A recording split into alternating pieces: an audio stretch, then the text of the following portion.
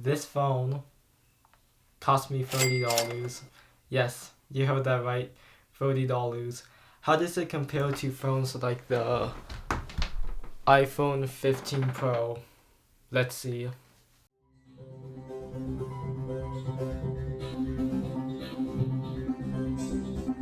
Okay, so as of filming this, Walmart, the place I bought this from, no longer sells it for $30. It now sells for $130. I would no longer recommend this variant of the phone, but rather the unlocked version that is selling on Amazon for $200 as of filming this. There is still an $80 variant that Walmart sells, but it's locked to AT&T or Cricket Wireless. I don't know the unlocking policy of AT&T or Cricket Wireless. Despite this being the case, this video isn't just reviewing this phone. There are a lot of cheap smartphones out there that many people don't buy. Consider this video as an idea on how phones like these would perform. You will most likely not get this phone for the same price that I got this phone for, which is $30. You would probably be paying about $200 for this normally. Okay, so now that we got that out of the way, let's begin with the unboxing and setup of this phone. And in case you're wondering, I put this black tape on here so you guys don't try activating service on my phone. This is probably one of the worst unboxing experiences I've had with a phone. Not that anything went wrong, but the fact that this feels like it was just cheaply put together compared to an iPhone or a Samsung Galaxy phone. Hello, Moto. Despite the bad unboxing experience, the phone felt nice to hold, and during the setup process, I kept getting asked to sign up for optional services way more than I have with any other phone that I've personally used. And of course, these are optional services, so you can uncheck them, but man. Okay, back to the phone setup process. When I finally got to the home screen of the phone, I noticed that apps were installing even though I never logged into a Google account. In fact, I still haven't logged into a Google account on this phone. So it was basically installing bloatware while it was connected to my Wi-Fi, despite me not even logging into a Google account. But thankfully you can uninstall this, so don't worry. But there are some apps where you can't uninstall, you can just disable it. I assume you can probably uninstall them with rooting the device, but that also puts you in a security risk overall by rooting your phone. Oh, and by the way, this phone is locked to Straight Talk, so that's why you see the Straight Talk apps on the phone. Or really just one Straight Talk app. Now, despite this phone being locked to Straight Talk, I can get this device unlocked with 60 days service of Straight Talk, which would be about $70. And even for $70, I still don't think this is a bad price, but of course, you are gonna have to go through more work unlocking this device, and I know not everyone is pretty tech savvy when it comes to phones. And in the Walmart reviews, it seems like many people are having issues activating this device. So that's also something to keep in mind. But if you are using this device as Wi-Fi only like I am, um, you shouldn't have to worry about this issue. Okay, so now onto the display. The screen has a 120Hz refresh rate, and this is what happened when I was comparing it to my iPhone. Alright, so here's my iPhone. Ignore my background on my iPhone. But this is smoother. It's definitely smoother. That's definitely smoother. Oh my gosh. $30 phone is smoother than this iPhone 15 Pro.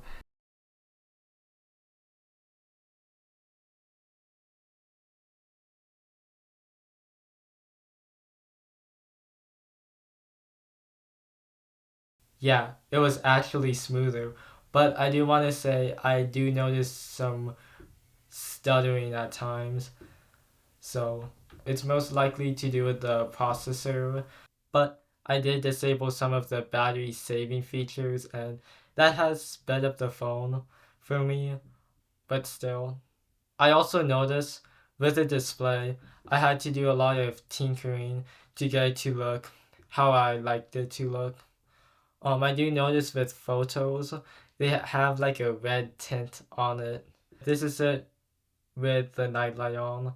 I have the nightlight on just because I feels like it makes the screen look much proper. This is it with nightlight off. The image, it removes that tint. I don't know if the camera's picking it up as well as I wanted to pick it up, but the tint is removed and the photo looks better. But when you're doing like when you go to the home screen, I can definitely tell that this just feels. Let me find a good example to describe this. It's like when you have True Tone on your iPhone, and then you turn it off. That's what it feels like. But even with nightlight on, and you're looking back at the photo, this still looks like a pretty good photo, but it looks much proper when nightlight is off, in my opinion. You can adjust the intensity of nightlight, and yeah. And also, if you're using nightlight and you take a screenshot, the nightlight tint does not appear in the screenshot, so don't worry. It does remove it from screenshots, and I assume it works like that with screen recordings too. While we're on the topic of displays, I also want to talk about this other feature it has called Extra Dim, and it does as you think it does. It dims the display beyond the base brightness that the phone has. Um, this is really helpful in my opinion because when I'm looking at the phone in the dark, especially when I'm like right about to go to sleep, extra dim just helps out a lot, makes it a lot easier for my eyes, and yeah. Oh, and by the way, extra dim does not reduce backlight bleed on the display. Just want to put that out there. Alright, now on to the software. When I updated the software, it started installing bloat. I don't have a video clip of this, but here's the same clip that you saw earlier of the bloatware being installed.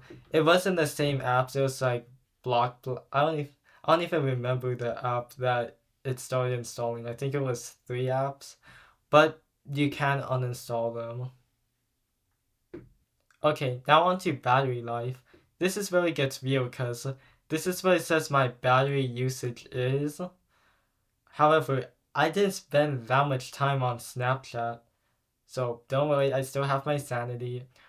But it's saying I spent this much time on Snapchat when I didn't. And even if you add the screen on time on Snapchat from my iPhone, it will not be anywhere near close to 9 hours. So, yeah. That's kind of the battery usage. It's pretty confusing. It's hard for me to just put a number out there. But keep in mind, everyone's battery usage is gonna vary, but I can go a day without charging this phone.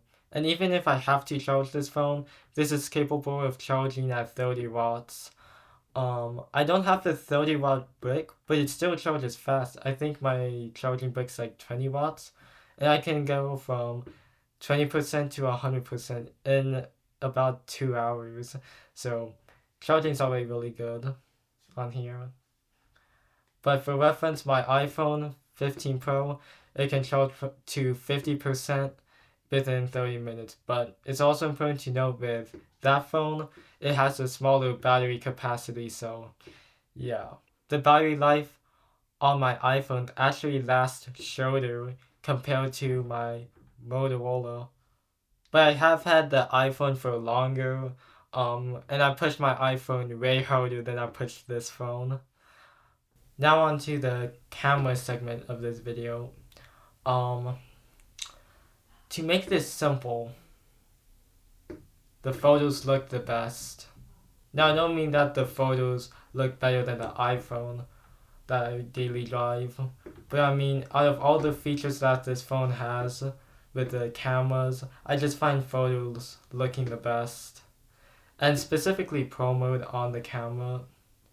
The videos, well, I'll show you some video examples. Alright, and here's the rear camera on the Motorola. So yeah, Here's footage from the Motorola from the rear camera. And here's footage from the front facing camera on the Motorola. And yeah, let me know how it looks. Playing it back, especially on my computer, it was pretty bad. Right now the preview doesn't look that bad, but I'm sure when I put it on the computer, even try using this professionally, everyone would be complaining. So yeah, the photos on here look pretty good though. Let me know what you think though. Yeah, not the greatest video. Sadly, it appears the Pro mode on the phone only allows for Pro photos. But if you want the same customizability with the video, you can install a third party video app like I did. But even with the Blackmagic Cam app, I still just find videos just not looking as great as I want them to be. And that's probably one of the best things with one of the high end phones. They can take great video. While we're on the camera topic, I also wanted to bring up this feature on Snapchat where when you take a screenshot, the other person will know that you take a screenshot. However, on the Motorola, if I take a screenshot on Snapchat with this phone, I notice that it doesn't give a notification. Even when I screen record, it doesn't give a notification. So congratulations, you can now be a creep with this feature. Good job! Now, let's talk about the gaming experience. I only really tested browsers because that's the game that I daily drive on my iPhone, probably the most. But I would say on browsers, it has been pretty solid. I've noticed little to no difference with the Motorola. In fact, I wouldn't even mind gaming on it. The only main thing I can really say is the speakers aren't as full as compared to gaming with my iPhone, but that kind of goes for overall usage. So scrolling through YouTube Shorts, I experienced that. But really, if you don't know what a great speaker sounds like to begin with, then you probably wouldn't even know if your phone speaker is good or bad. It's only when you compare it to other speakers that you have. And if that's a great speaker that you have, then you're not going to be pleased with this speaker on the phone.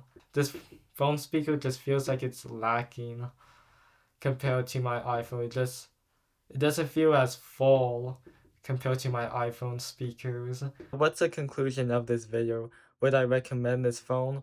Well, because it's not $30 anymore, and you may have issues activating this phone.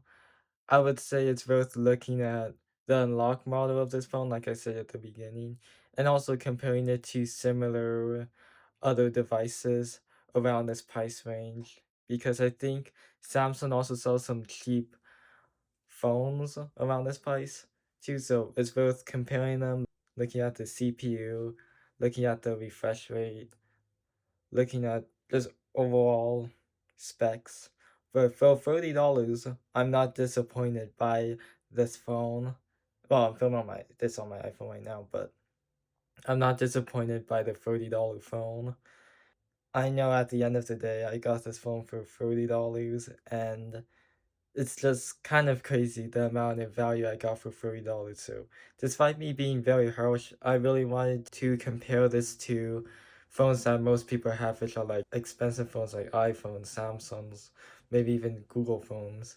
Those are still pretty pricey. So, yeah, like and subscribe. We're trying to hit 1,000 subscribers. Bye.